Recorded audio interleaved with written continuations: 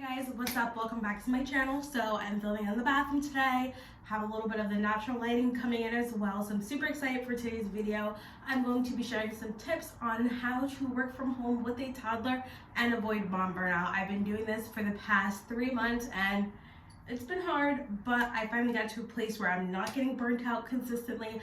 My work is still getting done. I'm still running my business and I want to share how I do that with you guys today. I have my coffee. I know it's been 2 weeks since I've uploaded. Trying to be consistent. This is so good. Honey is a game changer in coffee.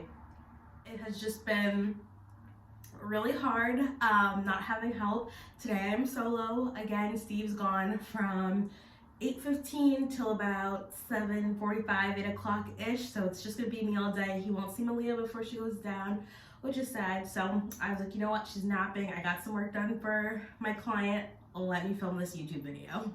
So my first tip for you mamas out there that are working from home with a toddler, this is something that took a long time for me to grasp, and that is accepting that you cannot do it all, okay? We are one person. We try to be super mom, and 9 times out of 10 we are, but it just leads to burnout. And the best way for me to avoid burnout is understanding I can't do everything all the time.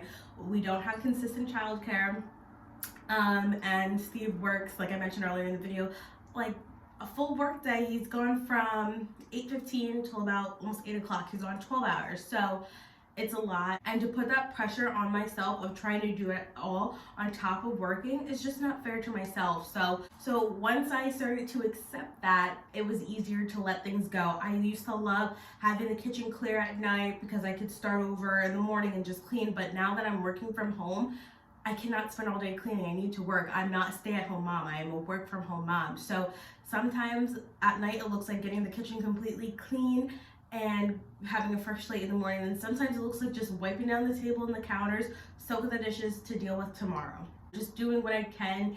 I list 3 tasks that are really important, that are priority for me to get done day to day, and as long as I get those 3 tasks done, I'm happy. Every day is different. Some days it might be get the laundry, wash and put away, cook, you know, just depends day to day. Every day is changing when you have a child. But yeah, make sure that you accept that you cannot do it all. My second tip is to plan. You know the quote that says, if you fail to plan, you plan to fail, and that is so true. One thing that I have to do every single week is plan out our dinners for the week. I literally just do not have the mental capacity to think of a dinner every single day, and it makes grocery shopping so much easier, and we can eat healthier because I'm planning out the healthy meals, seeing what we need, and we order that. So I'll actually include a clip right now, but this is what our weekly menu looks like. I like to plan out breakfast, lunch, and dinner because I am working from home. So Malia, I cook her breakfast every day, and her lunch, we're home. So I like to have that planned out.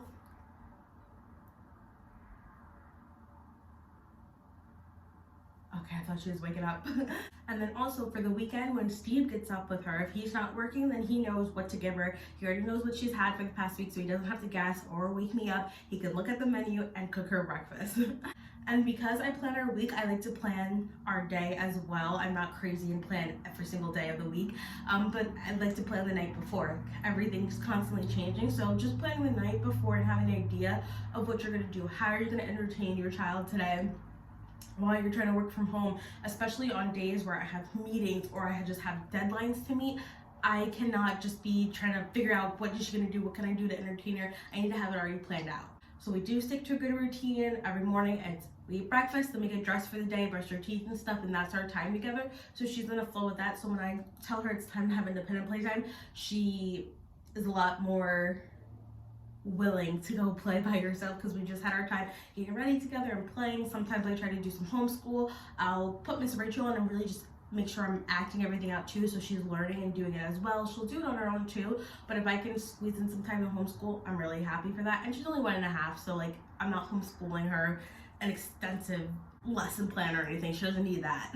And one thing that she really loves is sensory play. That keeps our mornings screen free. I don't count Miss Rachel because I think of it as like a homeschooling, and I only have it on for a few minutes. That's if I need to shower, if I want to work out, or just lately it's just been go, go, go, go. So I will put Miss Rachel on for her for about 20-30 minutes. She likes the music time, so I call that music time, and then we move on to a sensory activity. And last week I brought out pom-poms that I ordered from Target.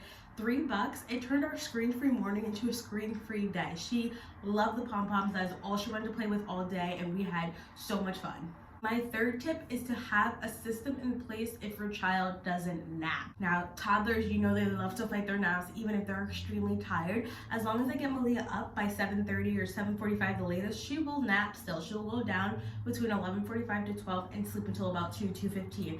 If I let her sleep any later than that, there is no nap. So I have an overtired child, very cranky, and I still need to get work done.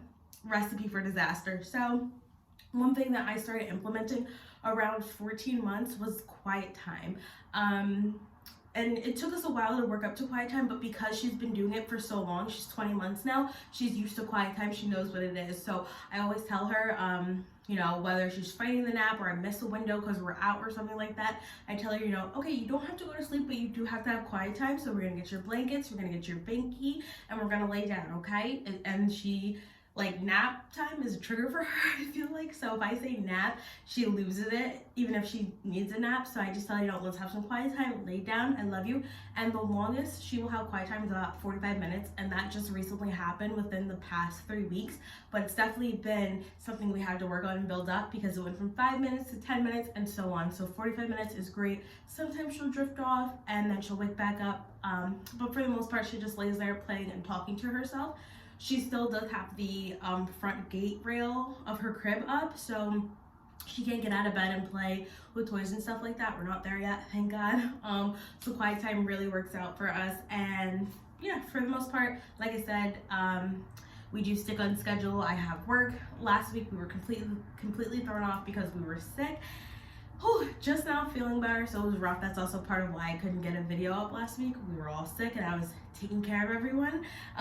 You know how that goes when you're the mom. My fourth tip for work from home mamas and even just working mamas in general, this is something that has really worked for our family, is meal prepping. And I don't like to meal prep for 4 days. I don't want to eat leftovers for 4 days. Like, that gets old, and Malia won't do that, won't eat that either. So what I do is on a Saturday or Sunday, I will cook 2 dinners in one day. So because I am solo, Monday and Tuesday completely just me, it is really hard to cook dinner and stuff without the help of another parent being here to entertain the child, especially if Malia didn't nap that day. I can kiss dinner goodbye. And in this economy, we're not really ordering out. We're trying to limit that to once a week. So what I do, cook 2 dinners in one day. So I do that on a Saturday or Sunday. So then we have our dinner for that day and then I can reheat it Monday.